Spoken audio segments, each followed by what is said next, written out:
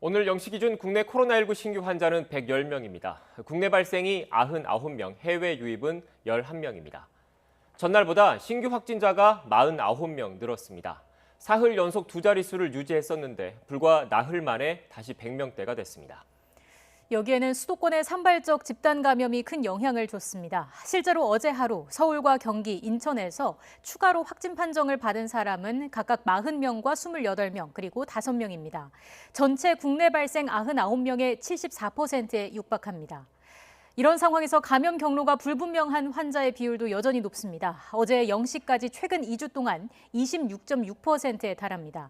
신규 환자 4명 가운데 1명 이상은 언제 어디서 어떻게 감염됐는지 모른다는 얘기입니다. 특히 추석 연휴가 일주일 앞으로 다가온 상황이라서 전국적인 확산세로 이어지지는 않을지 우려가 가시지 않고 있습니다.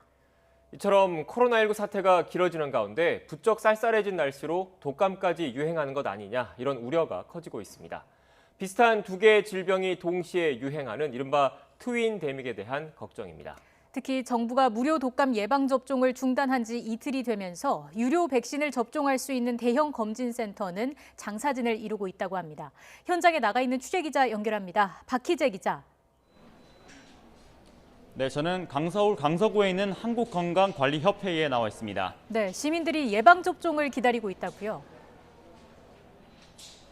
네, 그렇습니다. 지금은 이제 점심시간이 거의 끝난 시간인데요. 제 뒤로 보이는 것처럼 이 시민들이 차단봉을 따라 이 거리를 두고 줄줄이 대기하는 모습 보실 수가 있겠습니다.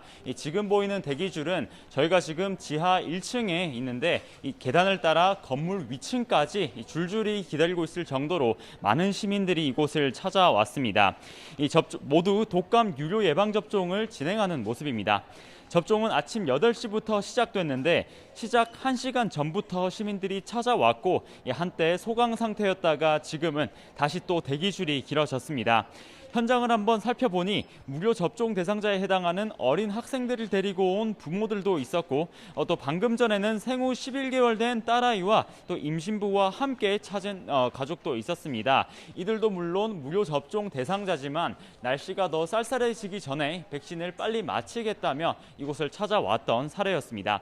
마찬가지로 무료 대상자인 만 62세가 넘는 노인들도 다수 있었는데요. 검진센터를 찾았다가 무료 백신이 중단됐다는 소식을 뒤늦게나마 접하고 귀가하는 시민들도 있었습니다. 잠시 이 현장에서 만난 시민 목소리 듣고 가겠습니다. 무료 접종이 있다고 해서 왔는데 오늘 또 그냥 내가 잘 못 알고 왔는가 그냥 날짜가 뒤로 정해져 가지고 또 그때 맞춰서 와야 되겠네요. 이곳 검진센터에는 코로나19 여파가 이어지는 와중에도 하루 평균 1,000명에 가까운 시민들이 독감 유료 예방접종을 위해 찾아오고 있습니다.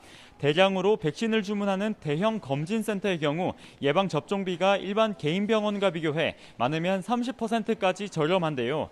이에 따라 접종 비용이 저렴한 곳을 찾아오는 내원객들도 적지 않습니다. 센터에선 거리두기 지침도 함께 관리하느라 인력 운용에도 어려움을 겪고 있다고 하는데요. 많을 땐 이곳 지하 1층에서 지상 10층까지 대기해도 공간이 부족할 정도라고 합니다. 유료 백신에도 문제가 있는지를 묻는 문의 전화도 빗발치고 있습니다. 이에 대해 보건당국은 유료 백신 물량은 정부가 공급받는 백신과는 다른 경로로 유통하고 있어 이번에 문제가 생긴 물량과는 별개라고 설명했습니다. 앞서 질병관리청은 무료 백신을 유통하는 과정에서 업체 측 실수로 백신이 상온에 노출되는 사고가 있었다고 밝혔는데요. 이와 관련해 식품의약품안전처는 문제가 발생한 백신 물량을 수거해 시민 500만 명 정도가 맞을 수 있는 백신에 상온 노출로 백신 효능에 변화가 생겼는지 부작용은 없을지를 검토한 뒤 사용 여부를 결정할 방침이라고 말했습니다. 지금까지 서울 강서구에 있는 한국건강관리협회에서 YTN 박희재입니다.